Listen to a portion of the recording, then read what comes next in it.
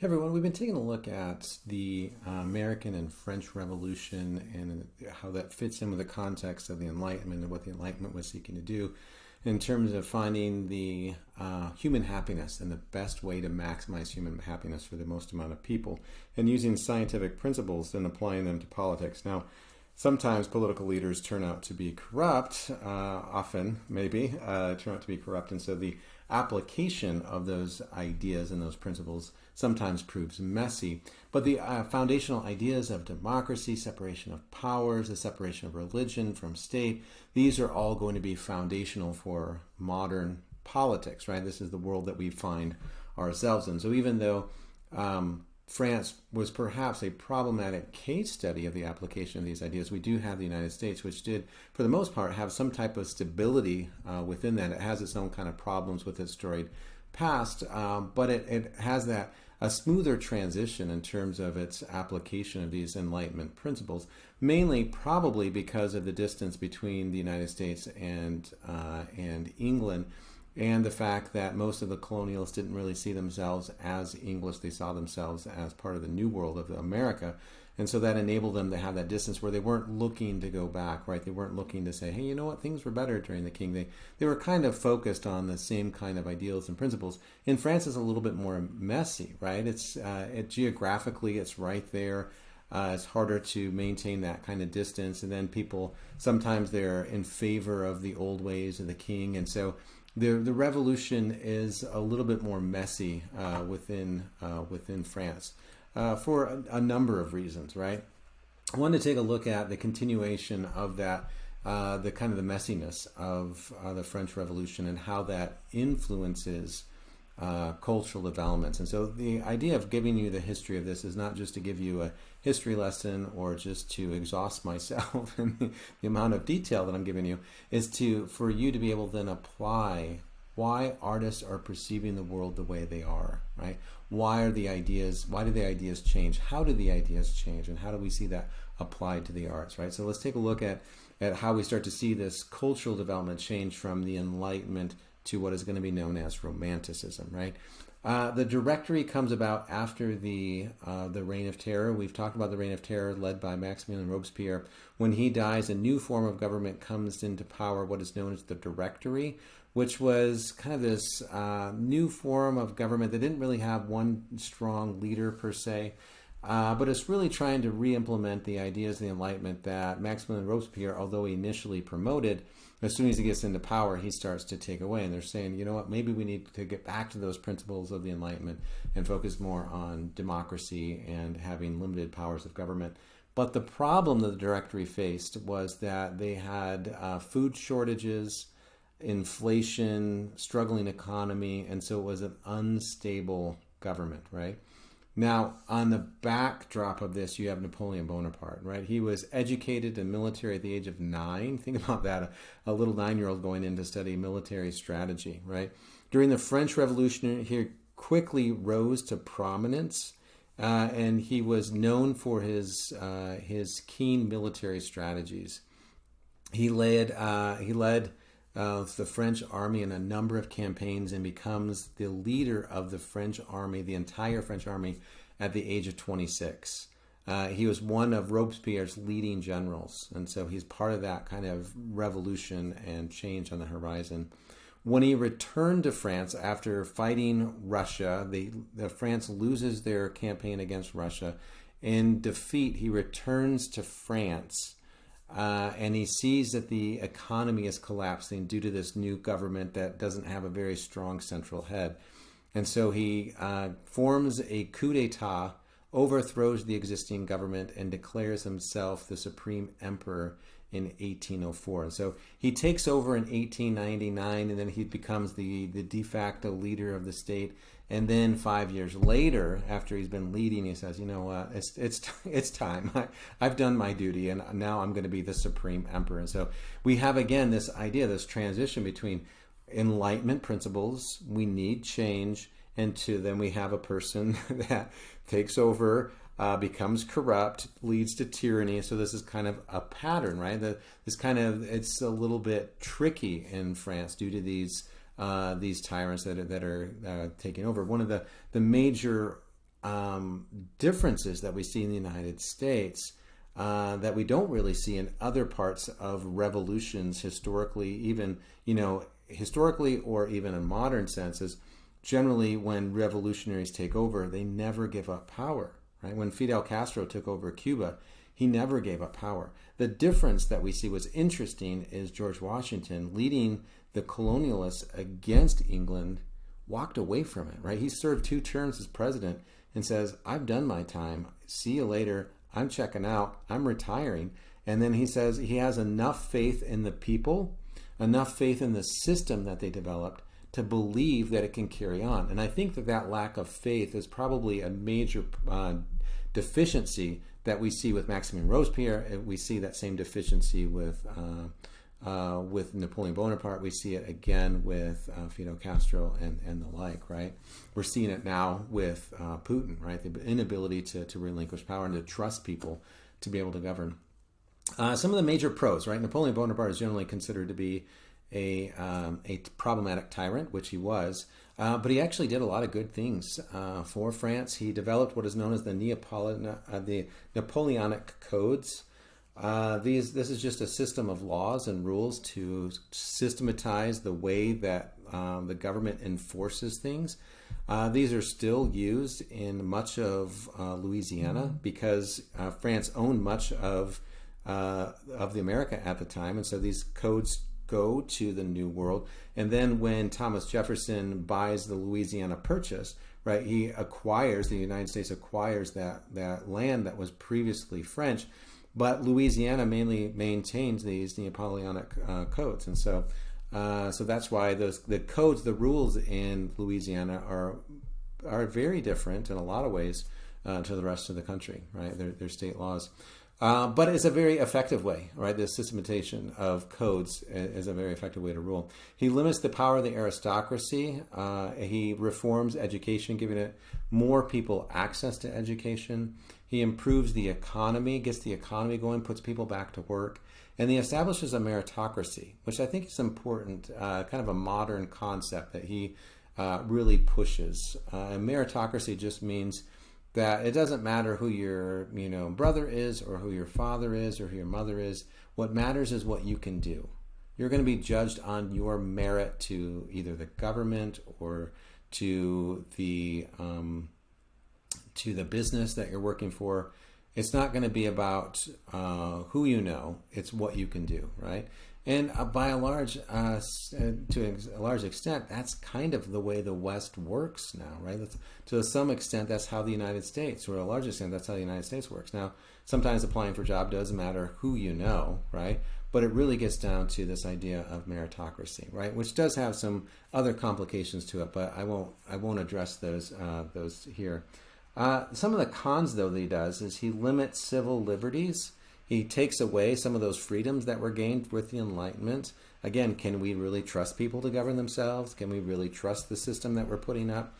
So he limits powers, and then he also embarks on some military campaigns which are quite costly. And so he's trying to take over to expand the resources, expand the influence of France. And these are quite costly monetarily, and they're also quite costly in terms of life. And so it's he's mainly known for that, right? Some of those campaigns. But I want you to think about, in terms of art and our discussion of art, I want you to think about what makes an artist, what mistakes artists make during their time, and should an artist remain out of politics, or should they utilize their power to inspire change? Here we see Jacques-Louis David, and we've studied him before. He's the one that did the death of Marat. He's the one that did the death of Socrates. He's the one that did the drawing of Marie Antoinette on her way to execution. And so he's a very important painter and artist during the late part of the 18th and into the 19th century. And what's interesting about him is he was initially a court painter for Louis XVI. Then he becomes kind of a revolutionary painter, painting the death of Marat. And then Napoleon takes over, and guess what? He is the painter for Napoleon, right? And so he finds his way into these, political influences, and he's quite inspirational and quite influential for what he does. And so this is Napoleon Bonaparte at his study. In a lot of ways, this is kind of propagandistic. In some ways, I think we would attribute this to neoclassicism, the idea of him standing upright, the focus on the vertical lines and the very clear colors, and then the kind of the muted browns and yellows in the background. But it's very clearly propaganda. This is another one that David does. This is the coronation of Napoleon and Empress Josephine, his wife, by Pope Pius, who's the Pope at the time. And so this is Napoleon going to, or I think it's more of the Pope going to Napoleon to crown him emperor, to give him the divine right to rule, so to speak. Napoleon was kind of a commoner, and that we have this idea of him rising above his circumstances to become ruler. And so he wants that legitimacy from the Pope to say, now if you disobey me, you're disobeying God who gave me the right to rule. But what's interesting about this particular representation, and not only is it large in terms of its scale and just its immensity, but the way that Napoleon takes the crown from the Pope, who then just kind of sits, kind of relinquished from power, right?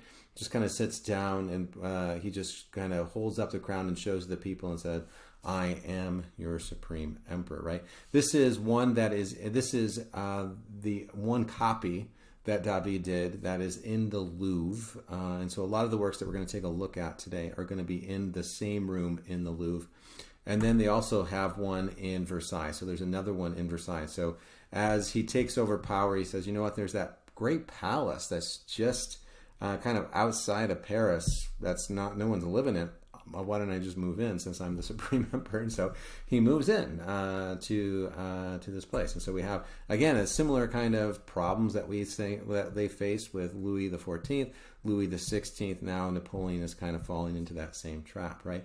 But again, as we think about this, what should the role of an artist be? Or what should the role of art be, right? Should it be apolitical, completely staying away from politics? Should it be political, trying to inspire people to create change, to create awareness? Should artists avoid politics entirely, or do they have a responsibility to cast a spotlight on the problems and advocate for change? And so just some interesting kind of ideas that we've seen in the artists and their connection with politics and the world around them. It's hard during these times of revolution to be completely void of politics. I don't even know how you would even do that, because I mean, everywhere you turn, there's going to be some type of political idea that you're confronted with, right? And he's also the one that did the tennis court oath. We talked about the tennis court oath as the people were frustrated by Louis XVI. Romanticism. Let's take a look at the next major era, right? Romanticism is a response to the Enlightenment, where the Enlightenment focused on human reason. The Romantic era, or Romanticism, suggests that human reason is inherently flawed, that human thinking leads to problems, right? So Romanticism is a historical, social, right? Historical meaning it has a fixed point in time. Social meaning it influences society. Intellectual movement meaning it has a set of ideas. It's also a cultural movement, meaning it influences literature and the arts. From the late 18th century until the mid-19th century, that believed science and reason were too emotionless and inhumane, and this leads to catastrophes like the Reign of Terror. And so the Romantics were heavily influenced by the Reign of Terror, suggesting that this is where the Enlightenment leads. And it's not necessarily, right? That's an oversimplification to say that the Reign of Terror is because of the Enlightenment. It's more because of the misapplication of the Enlightenment. But they were deeply scarred, right? Hearing accounts of what's going on in France heavily influenced that, and they suggested we need a change. So we need to focus more on emotion rather than this emotionless, hardcore science, right? One of the major examples that we can think of in terms of Romanticism is Frankenstein. Victor Frankenstein is a scientist, and he, in his efforts to try to understand the world around him, to understand nature, he sees humanity as corrupt, and so he wants to perfect it. And so in some ways, this is a blasphemous, arrogant, I think we would say in the church it is prideful way to approach, see the human condition, that somehow humanity, due to it doesn't really talk about the fall of Adam and Mary Shelley, but it just talks about the corruptions of humanity. Due to our inherent corruptions, he's trying to correct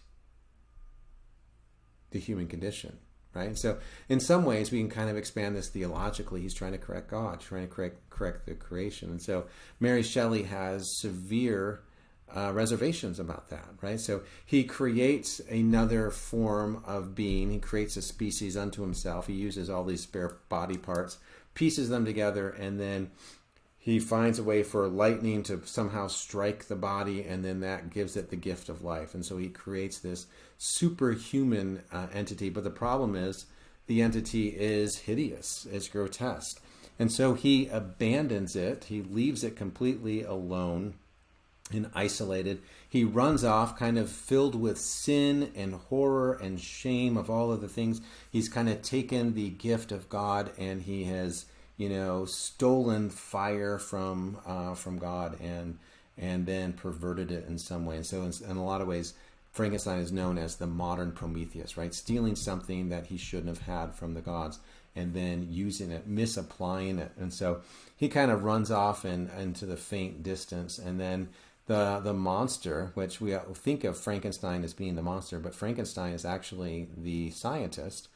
The monster, or the creature, as Mary Shelley refers to him, is left alone, has to figure out life, has to figure out how to communicate, how to figure out how to interact with society. And every time that he tries to interact with society only sees him for his hideous state, his physical characteristics, and they run away from him. They see him only as a monster. And that creates this bitterness, this anger within him. And he starts acting against, he sees humanity as corrupt, and he starts acting against humanity. And so it's kind of an interesting case study, suggesting that science leads to problems, and suggesting that what's interesting about it is you actually read the book, how humane of a treatment Mary Shelley treats the creature, that he has these human emotion feelings. He wants to connect. He wants to be loved, but no one will love him, right? And so the idea of people not really allowing others into their kind of hearts causes him to become hardened. And so if we just close our hearts off, we're going to create our own monsters within the world. And so again, it's this advocation. It's criticizing the idea of only focusing on science and advocating for more emotions, right? So thinking about the two, Enlightenment versus Romanticism, there's some similarities, but there's also some very key differences. And so it's interesting to take a look at them at juxtaposition, right? So the Enlightenment focuses on science and reason. Romanticism focuses more on emotions, right? Emotions are more important than thought. And both of them, I think, are needed in terms of the human condition, but the problem with both of them, the limitations, is they go too far to one side or the other, right? We only need emotions, or we only need science, right? It's too extreme on both sides. And so the problem with the human condition is we tend to walk in crooked paths. We go to one extreme to another extreme, and we keep bouncing back and forth. And the Enlightenment focused on the application of social and political reform. Romanticism is all about the self-expression, right? The inner thoughts of the creature as the creature is trying to understand a family that he encounters from afar. The Enlightenment focuses on the search for universals, things that are common for everybody, human happiness, human love, right? These kind of larger ideas. Romanticism focused on individualism, right? What's good for me, rather than just what's good for the most amount of people, right? What's good for the individual. We can't just forget the individual for the sake of the greater good, right? The Enlightenment focused on the scientific study of nature. Let's take a look at the world, how it's actually functions so we can understand its organization better. And Romanticism sees that differently. We need to immerse ourselves in nature. We need to experience it, not necessarily study it. We just need to appreciate it, right? Be kind of wrapped within it. And then also focus on the supernatural, the things that we can't see, right? So the idea of Mary Shelley's Frankenstein, of creating another being, that's not something that can happen in the real world, right? It's the supernatural. The idea of Dracula comes about. The idea that something that is beyond what the eye can see, that there are some things that we won't be able to understand. The Enlightenment focused on a return to classical values. Romanticism focused on tragedy and happiness and the kind of the extremes of human feelings, right? Thinking about the aesthetics of them, right? Neoclassicism focused on tight brushstrokes. Romanticism is much more expressive, looser brushstrokes. Romanticism focused on intense colors. Romanticism also focused on intense colors, and so both of them have that. Neoclassicism focused on classical themes. Romanticism focused on complex asymmetrical compositions, very similar to what we see with Baroque era. So we're kind of going back to some of the Baroque ideas with Romanticism. There's going to be a balanced composition that we see with a Poussinist who focus more on Poussin's ideas. And then with Romanticism, it's much more focused on dramatic shading and that asymmetrical composition. We see more expressive gestures in Romanticism, where we see stoic figures. With Neoclassicism, there's much more motion in Romanticism, right? So this one's kind of an interesting one. This one is Joseph Wright, who is an English artist inspired by the time of that he's living in. I think this shows this kind of transitionary piece. This is done in 1768, right before the American Revolution, a couple, over a decade before, almost 2 decades before the French Revolution. But what we see here is that art doesn't necessarily change overnight, right? So in some ways, this is the Enlightenment. And in some ways, this is Romanticism, right? So too often, I think as art historians, we just want to put nice little labels on everything and say, this one fits in this box, this one fits in this box. But sometimes art doesn't change overnight, and sometimes it's much more complicated. And I think this is a great illustration of that complexity. What we see here is a scientist, right? Kind of looks like the Doc from Back to the Future. And he's experimenting on a bird and an air pump, and then he has this kind of audience that surrounds him. And we have this natural lighting here that shines the light on them, very similar to what we see with the Baroque era, this idea of this chiaroscuro or tenebrism, this extreme contrast of light and dark. He's going to pump all of the oxygen out of this bowl here. The bird is going to then pass out due to the lack of oxygen. And then he's going to turn this air pump back on and then reintroduce the oxygen. The bird is then going to come magically alive, not really, but kind of seem magically as coming alive, going to come out of the bowl and then fly into this cage here where the boy is getting ready to. So you can see that this is kind of a stage, right?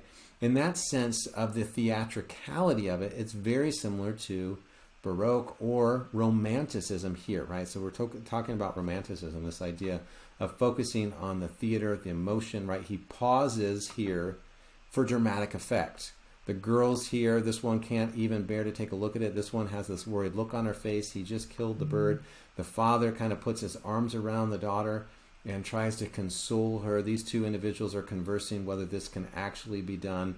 This person's actually trying to look and see if the bird actually dead, right? And this person's kind of, I don't know, he's lost in whatever is in this bowl, or maybe he's contemplating the meaning of life, whatever he's lost in. But what we see is that both of them, this is a celebration of humanity's ability to overcome the nature, our ability to use reason to overcome the natural world. But in some ways, it's also Romanticism, as it's focusing on the dramatic story, right? And so, stylistically, this has both components to it. Both it's neoclassical and both it's romantic. And it shows how sometimes it's difficult to just put a nice little neat label on something and say it's all one thing or all the other. Getting back to Jacques-Louis David, right, as a court painter now for Napoleon. This is Napoleon crossing the St. Bernard with a golden cloak, and he does a number of different variations of this. I think the one in the book is the second version that's at Versailles. I wanted to focus on, it doesn't really matter which one we focus on because they're all very similar, but thinking about the story, right, of what happens here. This is Napoleon invading Italy to go and conquer.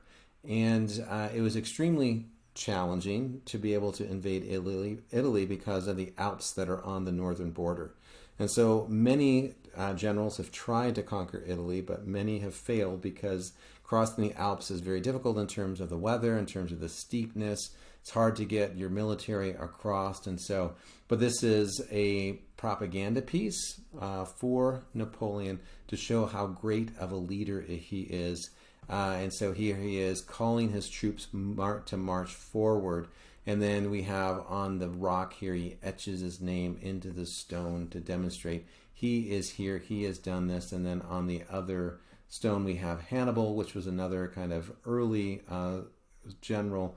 And then we have Charlemagne, who is he's a medieval king that comes in to conquer. And so he's putting his name out there as these among these great leaders of the past. And then the horse rears up, so you can see the dramatic effect of it, the storm cloud kind of encasing him around to create that dramatic lighting, that dramatic effect. The horse gets up, rears forward, but what we see here is interesting is the wind kind of pushes at his back as though it's his nature itself or fate is kind of pushing and propelling him forward.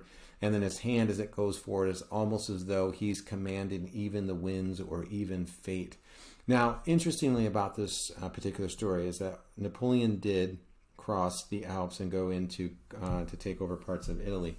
However, he did it on a donkey, which is not as majestic as a horse, but it's more sure-footed for crossing the Alps. And so generally people don't cross mountains with horses because they tend to be less sturdy footed. And so, but what we see with David is it's not necessarily about capturing reality or truth as we see with neoclassicism or the Enlightenment. It's about capturing the emotion of it. It's about capturing the ideals of it, right? The fact that the horse is white demonstrates the purity of the movement of what Napoleon is doing. And so the idea here is don't let truth get in the way of telling a good story, right? So we want to, that's the focus of Romanticism. It's about capturing the emotion of it, right? To inspire people. Now the problem though with David, just to tell you the rest of the story here briefly, is as Napoleon is exiled, so too is David as the court painter of Napoleon, and they see him as creating things like this that are meant to, or getting back to kind of his earlier works, things like this, they see him as problematic and being part of the problem of telling people that Napoleon is superior and feeding into the mindset and persuading people to buy into this. And so when Napoleon is exiled to Mount St. Helena, they kick out David, and he spends the rest of his life in exile and dies at a young age because he's dying in poverty, right? So again, the idea of, what should he do? Should he have stood up to Napoleon and said, you know what, all of that lucrative payment you're giving me, I don't think so, I mean, Napoleon was very celebrated at first, right? He was heralded in his day. And so should an artist, know the future and know how things are going to turn out, that's going to turn out badly? How could they do that? Should they turn down lucrative commissions and stay completely out of politics? Should they be part of it? I mean, Beethoven wrote a symphony for Napoleon because they saw him as this great modern leader. And then when he declared himself Supreme Emperor, Beethoven scratched out the name of the piece and then renamed it, right? Taking a look at Goya, some of these romantic ideas that are happening in other places such as Spain, right? He was a Spanish painter and printmaker and regarded as one of the most important artists in history, in Western history. And his work spanned several genres, including portraiture, history painting, social commentary, and he's widely recognized for his innovative techniques and his artistic vision. Thinking about this particular one, this one's kind of interesting. The idea of the sleep of reason produces monsters. And again, this one's kind of a difficult one to label. Yes, it's partly part of the Romantic era, and it's kind of part of the Enlightenment as well. Here we have a student who's at his desk, and much like most students when they're studying, falls asleep. And as he falls asleep, you have all of these kind of monsters that kind of emerge. And so in connection with the Enlightenment, yes, this is kind of the Enlightenment. If we put reason to sleep, we're going to have all sorts of monsters that wreak havoc. And so we can't just throw reason out the window because we're going to have chaos. But on the other hand, what we see that associates it with Romanticism is that these are things that we wouldn't see in the natural world. This is the supernatural that he's representing, that he's illustrating and sometimes highlighting, right? This kind of mythically large bat creature, or these kind of interesting looking owls that emerge. And so maybe in some ways reason does need to go to sleep in order to see the world differently, right? In order to reconnect. And so, But I would say Goya is more concerned about what's happening in terms of the changes that are happening in Europe. So in some ways, he's kind of part of that enlightenment. He wants these, the political changes to happen, but he also, it's kind of nerve-wracking to see what's happening in France and in Spain. In 1808, Napoleon enters Spain and he conquers it. A lot of Spaniards rejoice that this new modern leader is coming in to modernize Spain and bring all of the ideas of the Enlightenment, freedom of the press, freedom of speech, the idea of democracy, all these Enlightenment ideas. They believe that he's going to bring them in, and they see him as a liberating force from their king, right? They were angry with the king. They see him as this kind of symbol of the past, symbol of the problems of the past, and they want to modernize and enter this kind of new excitement of what's happening in the United States and France.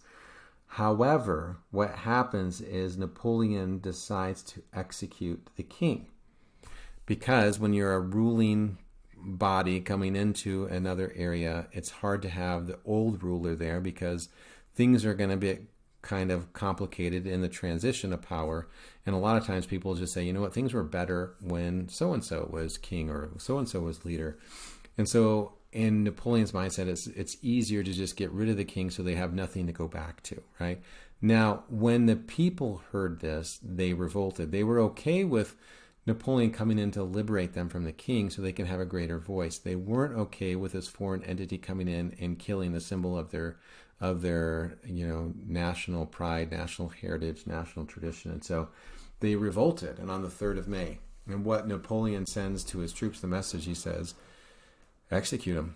If they're rising up and rebelling, let's just execute them. So again, we have this kind of interesting, tension. We have the Enlightenment principles of, people need a greater voice. But when that happens and people try to take a greater voice, the ruling power generally tends to clamp down on that. And so here we see Napoleon's army dressed in these dark blues and grays and blacks to demonstrate this kind of cold mechanized system, this death machine.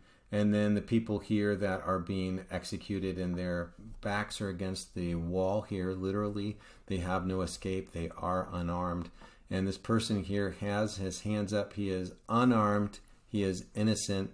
He's wearing a white shirt here to demonstrate that innocence, and the yellow pants to kind of demonstrate that energy that he has, his passion for life, that's going to be mercilessly snuffed out by Napoleon's army. And so Goya had some severe concerns about the ideas and the Enlightenment and the direction of where they were going, right? And then we see the blood at the bottom, which signifies, right, the loss of life and the passion that these individuals have that they died for, right? Taking a look at these ideas in England, William Blake was born in London.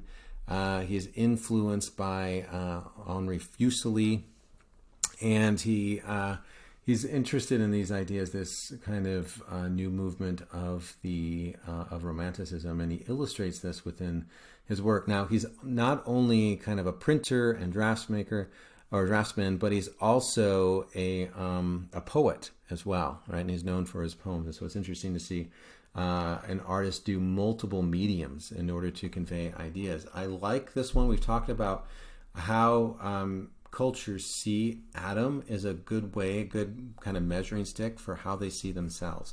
This is Elohim, or God, creating Adam. And it's an interesting representation, especially if we juxtapose this with Michelangelo's creation of Adam and some of the ideas, right? Rather than God is still reaching out here to Adam, but Adam's not reaching back. And the hand that reaches out towards God isn't necessarily reaching out to kind of pull towards or give guidance. It's kind of pushing away. And we see Adam's head kind of awkwardly pushed downward, and his body's kind of helpless as he's pushed down. Then the serpent surrounds him. This idea of folly and vice surrounds him, and then God kind of flies to the sky with his wings. And it's demonstrating the idea of reason, right? What separates humanity from God is the fall. What was the fall about? The ability to have knowledge, right? And that knowledge is what makes us impure. It's what makes us, have the ability to act. But in so doing, which is a great thing to have the ability to act, but in the context of here, that ability to act generally leads to corruption and moving away and things like Frankenstein and, the problems of the reign of terror and the like. And so here we see the questioning of human reason. Rather than celebrating human reason that we see during the Enlightenment, this is suggesting that human reason perhaps isn't a positive force. It might be a negative force. And we see that with William Wordsworth. And I want to take a look at this poem because I think this is foundational for the ideas of Romanticism. And it really encapsulates a lot of their view of human reason and experience. So, we haven't studied a lot of poetry for this class because we've been mainly focusing on art. But I think this one's quite important, and it's interesting that a lot of the church leaders quote this specific poem. Right? I think this is perhaps quoted more than any other secular writing out there. Right? And so, generally during General Conference, this will be quoted at least once. But this is what he says. This is the Ode to Intimations of Immortality. An ode is just like a poem, and intimation is just kind of the thoughts about being immortal, right? So what separates us from the divine is our inability to be immortal, our ability to die, right? But within that, there is an ability for people to reach beyond our mortality and enter into the divine. I want you to think about that, right? He says, there was a time when meadow, grove, and stream, the earth and every common sight to me did seem apparelled in celestial light, and the glory and the freshness of a dream. It is not now as it has been of yore. To wherever I may, by night or day, the things which I have seen, I now can see no more. And so he says, there once was a time when it seemed that everything was just heavenly. It was just radiant, and things seemed like everything was just glowing with this celestial light, right? And he says, but now, wherever I turn, I can't see that anymore. So something has changed. And so the question I want you to think about is, what's changed within him? He says, now while the birds thus sing a joyous sound, and while the young lambs bound as the tabor sound, to me alone came a thought of grief. Right? So as he's sitting there listening to the birds out in nature, as the Romantics were heavily influenced on us going out and experiencing nature, he's out in nature, he hears the bird, and rather than having this happiness, he has this grief. And the question is, well, what causes him sadness? But then a timely utterance gave that thought relief. And again, I'm strong. And so he hears something else other than the bird song that makes him feel happy. So then the follow-up question is, what is it that makes him happy? He says, and all the earth is gay. Land and sea give themselves up to jollity. And the heart of May doth every beast keep holiday. Right? So again, he sees this he's filled with joy. Thou child of joy, shout round me, let me hear thy shouts, thou happy shepherd boy. So what does he hear as he's off in the distance? He hears a young boy shouting happily, right?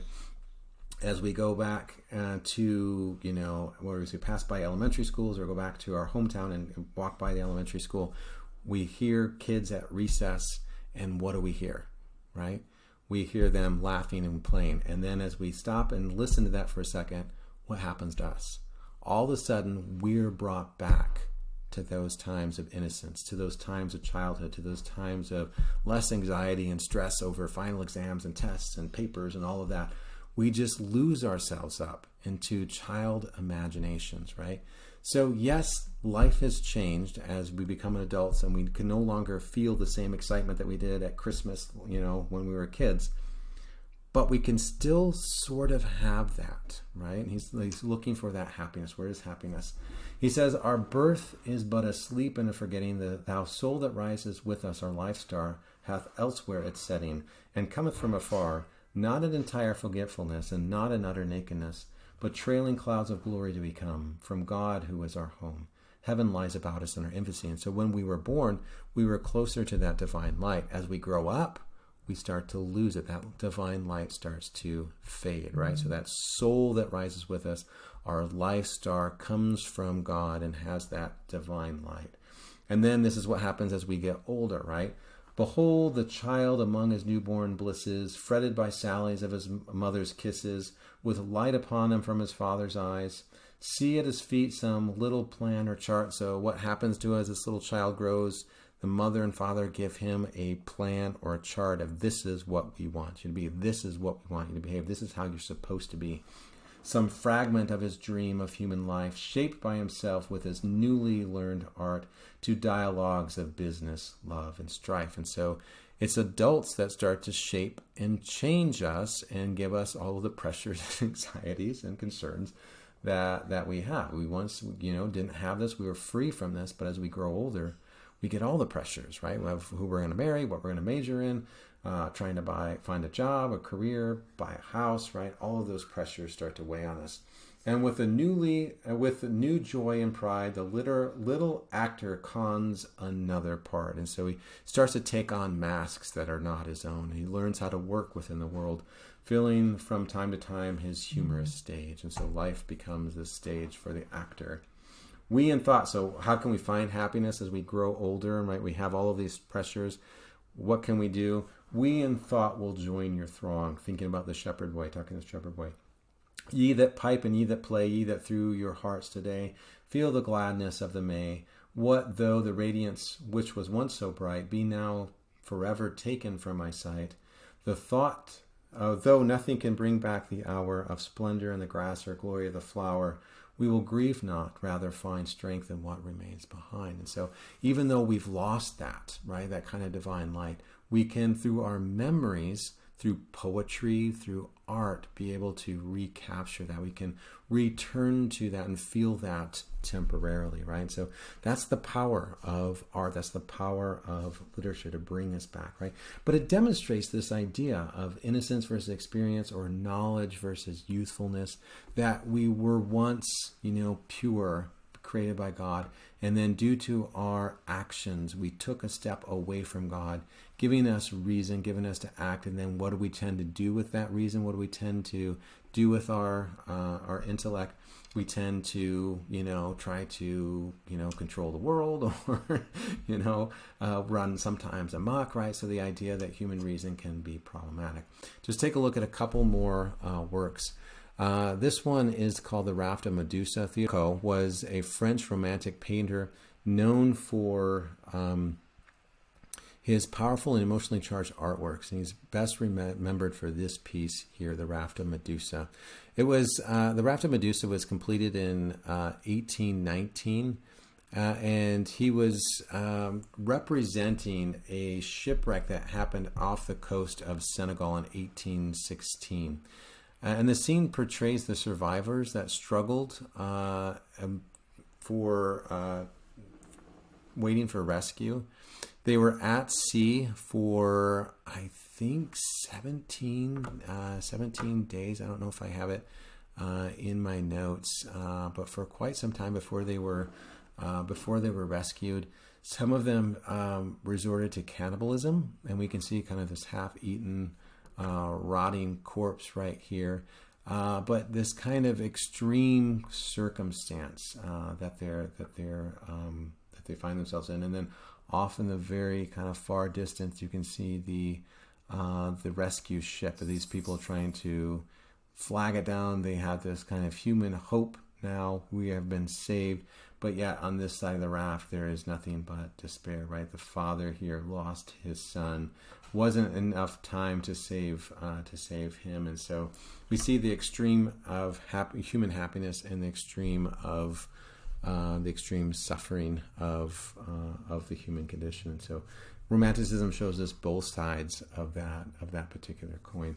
Interestingly, Géricault was he wanted to capture this so realistically, wanted to pay tribute to the survivors, that he would actually go to the morgue and have the morgue send, certain body parts so he can represent what they look like, trying to get the color right, the discoloration right. And so he was really into studying the human anatomy and capturing human form in death, but also in motion, as we see here. This is how large it is, extremely large, in the Louvre. Again, just to give you a sense of the size of it. But again, thinking about these and how we can see the forest of the trees, right? The ideas of heroism, the different ideas between heroism, between neoclassicism and romanticism, where Neoclassicism focused on the heroism of aligning yourself with a political ideal. The heroism here is on the individual desire to survive, right? The struggle of existence, right? Let's take a look at Delacroix. Delacroix is another major romantic painter, known for this particular work here, Lady Liberty Leading the People, right? This is his most iconic work, and it's about the July Revolution of 1830. And what happened was, after they take out Napoleon, they turn to Louis the 18th, who was Charles the 16th younger brother.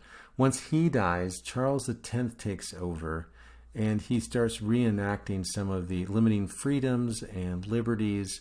And what happens is there's a revolution on July 28th, 1830, where protesters took to the streets of Paris, and there was violent clashes with the royal army. Unable to stop the uprising, Charles X was forced to abdicate the throne on July 31st, 1830, in favor of his grandson Henry. And so it just shows this kind of ongoing tension with the French Revolution and how problematic it can become. But what we see here is a symbolic figure seen at the center holding the French flag in her arms, with a musket, right? So this becomes the symbolic figure of Lady Liberty. A young little student here. I mean, they were young, but they probably weren't this young. This is more symbolic. It's not like Delacroix was out there painting exactly what he saw. We see some figures in the foreground who have been stripped down and killed, demonstrating that idea of sacrifice. And these people are taking up their guns and their muskets, and they are going to fight for their liberties, right? But what we see is that this is transcendent. The idea of liberty and freedom is transcendent. It transcends gender. We have a woman here. It transcends class and upper class, lower class. It transcends race. The idea is that this is something for everyone. It's something that we can all get behind, right? And this particular moment was put to music in Les Mis, right?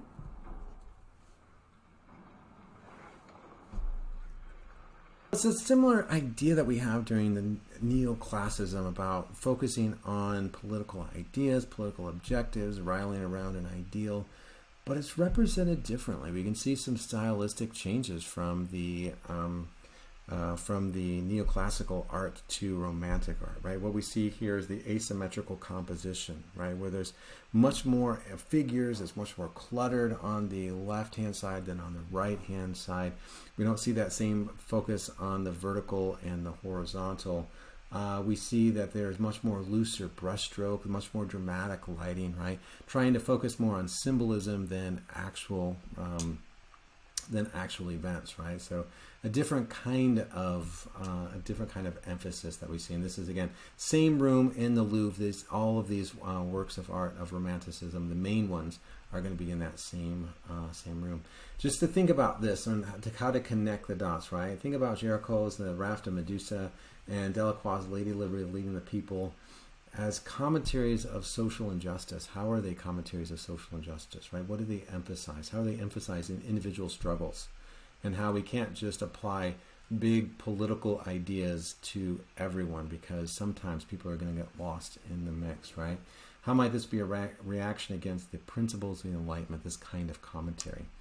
All right, one last kind of concept that I wanted to take a look at in terms of painting is the representation of nature. Caspar David Friedrich was a renowned German painter, mainly known for his representations of the sublime or representations of nature. This one, Nebel or Fog, is a representation of the vastness of nature that sometimes nature can reveal to us, as we see during the Enlightenment. Nature can have a tremendous amount of tremendous power to give us mysteries to the universe, but it also has this ability to conceal, right? We can't understand everything of nature, right? So that's kind of that romantic idea that we're never going to be able to understand everything, right? That there's going to be something that that is left. And so we have the ship off in the distance, and then the smaller boat coming to shore.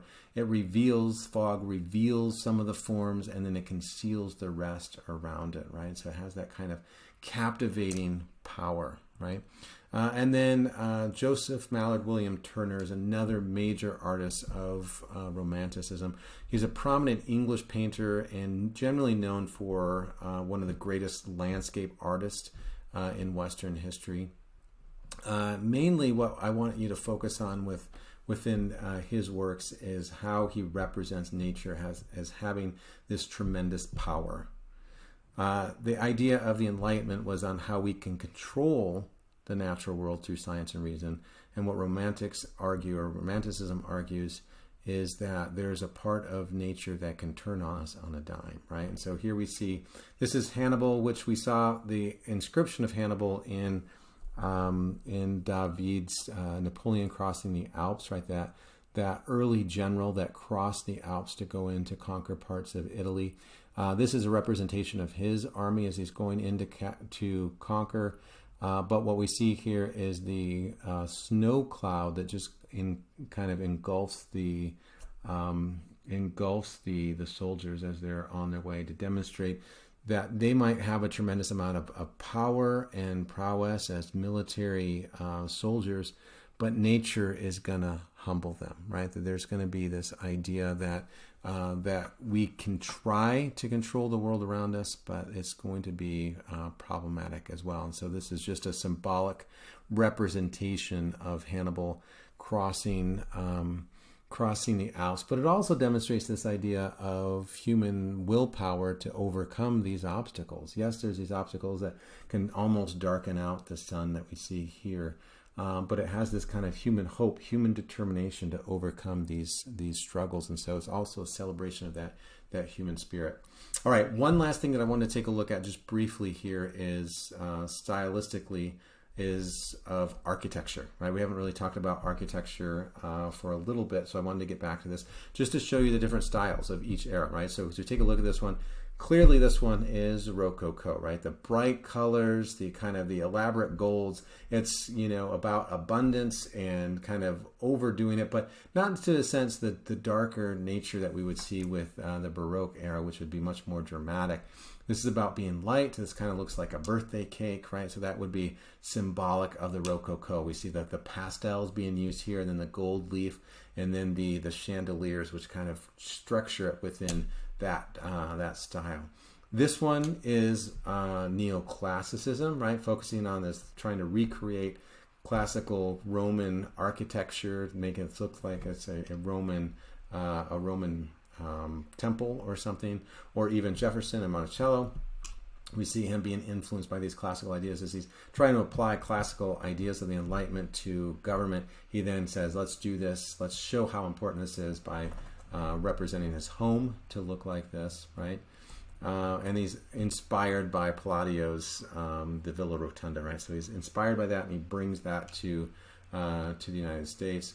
But as we take a look at this is more representative of Romanticism, right? Trying to go back to this medieval kind of style, this kind of darker kind of style that's much more kind of dramatic and elaborate and just different from classicism. This is a reaction against classicism to focus more on the Gothic movement. So we see the return to Gothic architecture with the House of Parliament and Strawberry Hill, right? So this return to Gothic. So again, I mean, we see these ideas that they emerge within literature, they emerge within painting and sculpture, and they emerge within architecture. All kind of interesting that they're happening around the same time. They're responding to the same socio-historical events. And so once we start to understand the socio-historical events, we can start to understand artists and what they're responding to and how it shapes the way that they see the world.